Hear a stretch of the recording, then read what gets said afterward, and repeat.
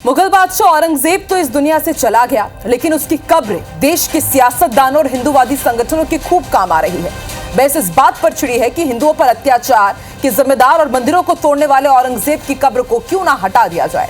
महाराष्ट्र ही नहीं बल्कि मध्य प्रदेश तक इसकी गूंज सुनाई दे रही है और सियासत खूब हो रही है। देखते हैं ये स्पेशल रिपोर्ट।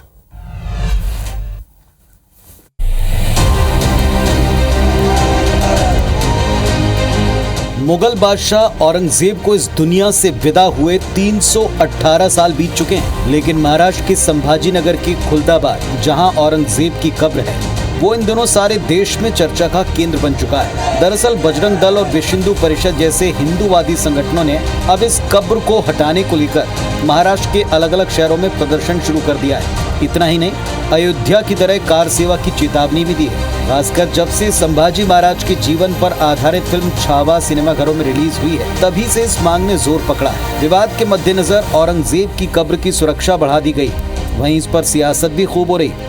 महाराष्ट्र ही नहीं, मध्य प्रदेश के नेता भी इसे लेकर आमने सामने हैं। ऐसे व्यक्तियों को यहाँ पर कोई निशानी रहना नहीं चाहिए भारत में। औरंगजेब एक अत्याचारी और क्रूर शासक था, जिन्होंने कई मंदिरों को तोड़ के वहाँ पर मस्जिदें बनाई है। ऐसे व्यक्तियों का कोई भी निशानी यहाँ पर भारत में रहना चाहिए। ये कहीं ना कहीं हमारा जो प्राचीन भारत है, कई शासक हुए, ब्रिटिश शासक भी रहे, लेकिन इंटेंशनली किसी धर्म जाति को उद्देश्य बनाते हुए किसी की भावनाओं को ठेस नहीं पहुंचाना चाहिए, मैं समझता हूं। फिर भी अगर ये कर रहे हैं तो पुनः विचार इनको करना चाहिए। जो भाजपा ने संकल्प पत्र में मध्य प्रदेश की जनता को जो वादे किए थे विधानसभा के चुनाव में, उन वादों पे बात करना चाहिए।